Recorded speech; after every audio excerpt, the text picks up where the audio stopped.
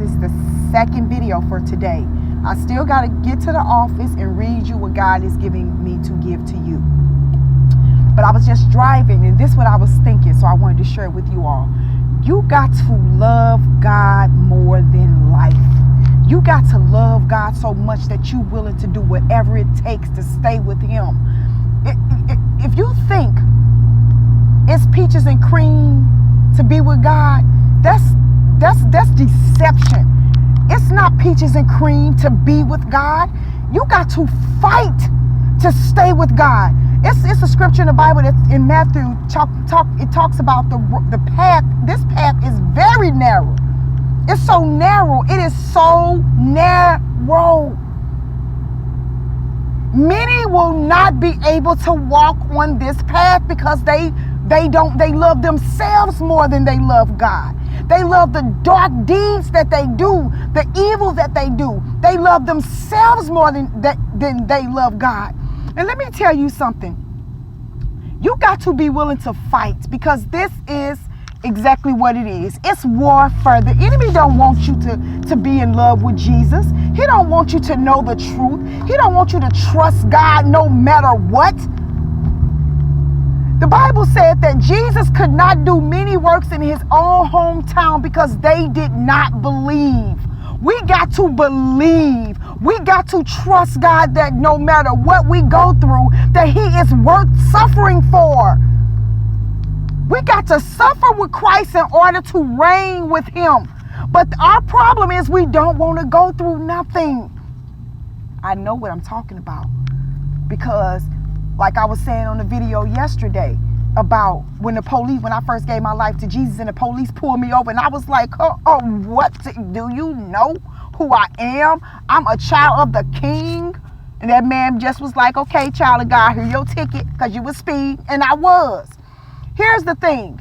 When I left that place with that policeman, I was astonished that God allowed this man to give me a ticket. See, the thing about it is we got to stop thinking that suffering is not a part of the equation as a Christian. First of all, it's a lot of things. This video, I promise you, won't be long, because I'm about to go in this store and then I'm going to whatever. Anyway, listen to me. We got to stop thinking that suffering is not a part of the equation as a Christian, baby. You gon' suffer. Put on your suffering garments, because it's about to go down. Yes, you expect God to bless you. Yes, you expect victory. Yes, you expect breakthrough. But you got to go through something in order to get to where God got you to go. And you have to always remember, you're always going to be graduating with God. To be in the same grade continuously is a distort. It means you're distorted. You're dysfunctional. So you got to keep in your mind that in order to grow with God, I got to go through some things. Okay? And like my mama always tell me, Joy, trouble don't last always. Why did my mama tell me that all the time? Because I was the kid that was always going through something out of all my siblings. Me and Greg suffered more than any of them. They always had what they needed. They always had money. Me and Greg didn't always have that. All me and Greg had was faith. So my mama used to always tell me, Joy, suffering don't last always. Trouble don't last always. Then I would make it through that test, and boom, make another test, then make it through that test, boom, another. But we always made it through. And still today, let me tell you something. People don't know what you go through. A few weeks ago, well, it all started, like I was telling you in the last video, when that attack, that witchcraft attack, it hit me and overtook me. Tried to anyway. And it just pushed me in a place where the devil tried to mentally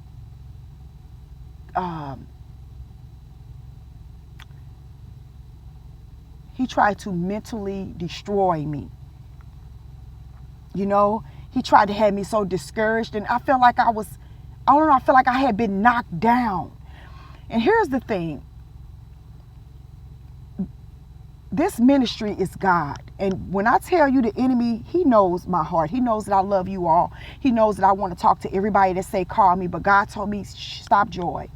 He told me to stop calling people right now because he told me to be quiet as far as talking on the phone and doing them things. So when you ask me to call you and I can't call you, or I don't say anything back about calling you, it's because God told me to be still right now as far as all of that. Because what was happening was I was calling people, and like I told you yesterday, I'm so open, I was starting to pick up everything that they were going through, and that was too much on me.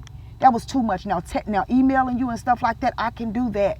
But actually getting on that phone and talking to you, when I hang up that phone, I got everything you had on you. I can't afford to do God's work and have all of that on me, especially not right now. See, because I'm in a place where God is doing some great things for me that I'm not at liberty to share right now. So I got to stay focused. You understand? And the one thing I hate to ever do is make somebody feel rejected, because I used to live with a spirit of rejection. And I would never want to make nobody feel like that. But you know, God has a plan for you. He has a plan for me. And we got to obey God's directions in order to get to where he wants us. But listen, if somebody told you, I would give you $1 million just to go and stand in this boxing ring with this person. They're not going to hit you. They're not going to touch you. I just want you to go stand in this ring, and I'm going to give you $1 million after 3 seconds. What are you going to do? You're going to go in that ring, and you're going to stand in that ring, and you're going to wait on them 3 seconds, and you're going to do it with joy. Why? Because you know after 3 seconds, you're getting $1 million. But as soon as you get in that ring, before you can step your feet in there, you smiling, this joker hit you in your face. I mean, hit you hard, you see stars, and you about to walk on water trying to get away from there. That's how slick the enemy is. He make you think being saved is all joy. That you're not going to go through anything. You're not going to have to fight. And then you're going to get this big blessing. The devil is a liar, y'all. He wants you to be discombobulated. He wants to throw you off. He wants you to think that everything's going to be peaches and cream so you can leave God. He's feeding you that lie that everything is going to be okay. Everything is going to be okay, but he's feeding you that lie, making you think all you got to do is stand in here, and in 3 seconds you're getting your blessing. You're going to have to go through. I suffered 20 years, still going through my sufferings, but I'm not dealing with those outer demons like that and those inner demons like that. But let me tell you something. In 2012, I remember now you know that I was in my fasting. I was fasting. And I remember I was talking to my daughter. I said, and this was the first time since I've been a Christian, I never had any opposition from anybody outside of me. What I mean by that is no people talking about me at church behind my back, no mess. It was none of that. And I was astonished. I was like, oh my God, you know, but at the same time, I was still going through within me. And my daughter said this to me. She didn't know what I was going through within myself, but this is what she said. My oldest daughter, she said, Mama, you know what? Opposition don't always come on the outside. Sometimes it's within. And that's what it was. I wasn't facing the outer demons. I was facing them demons within. What were them demons? Who were they? Discouragement, depression, rejection, fear, loneliness. All those things were rising up in me, trying to keep me from doing the will of God. So sometimes you don't have opposition on the outside knocking at your door, talking about you, lying on you. You know, all my bills was paid at that time. You know what I'm saying? My marriage was, me and Greg wasn't going through anything. You know, everything was great. So you know, you think, you know, everything is good. I ain't got none of them demons knocking on my door. Why? Because they inside of me. They were inside of me trying to rise up to destroy me. But see, those were the DC. God had already destroyed them outer demons. So I didn't see them anymore. He said those demons, those enemies that you see today, Exodus 14, 13, and 14, you won't see them again no more forever. All you got to do is be quiet and know that this battle is not yours, but it's mine. So I went through that one. And them enemies I used to see, I didn't see them devils no more. But guess what? Those hidden demons were the ones God was getting rid of in that fast at that time. See what I'm saying? So when you think God is not working while you're fasting or while you're being obedient to him, don't be deceived. God is not mocked. God is working for you behind the scenes. He's not promising you something. All you got to do is go stay in here in this ring with this enemy. They're not going to touch you. They're not going to hit you. But you got a blessing quickly. He's not promising you that. He told you if you want to reign with me, you got to suffer with me. So he also told you to put on the whole armor of God so you can be able to withstand the wiles of the enemy. So the reason why I'm able to come to you with this conviction is because I did it for years. I got in that ring and I stood there, baby, with that joy on my face, waiting on my money. It didn't come. It didn't come till after I suffered. Then I get a blessing. Then I suffered. Because you're fighting for your stuff. God told Joshua and them, I've given you the land.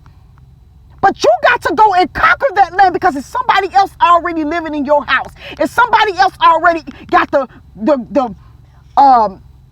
deed to your land that you're going to build your house on. If somebody else already got the title to your car, whether it's a brand new car or whether it's a used car. And what I mean by that is if it's not in your possession, somebody else has it. Whether it's sitting on the car dealership lot or whether you're I don't know. Somebody is holding your stuff. But God promised you your blessings. But you got to go through. You got to fight the good fight of faith. You got to fight with faith. When God promised you something, you don't let no. Let me tell you something. I bet y'all say, how that girl can turn on and off just like that? That's just how I am. Let me tell you something. Let me tell you something. When God promised you something and then all hell break loose, that's a sure sign, baby, that God promised you that. But this is what I used to do. God promised me something. I get up and prepare for it and go for it. All these enemies come after me. I back up against that wall. I duck. And before they can turn around, I'm in the bed asleep. I forfeited that blessing. Then I went to sleep. That means I gave up. Guess what? God said no more running. Don't you run no more away from nothing. Stand there and fight that thing. Because guess what? You're not by yourself. God is with you. What I mean by standing fighting, you got to face your fears.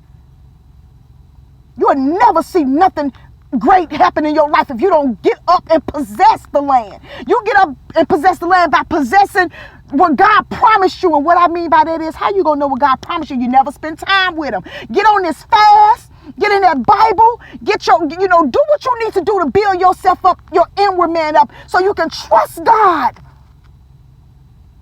So, I don't know where that came from. I don't know. This is what I want to tell you.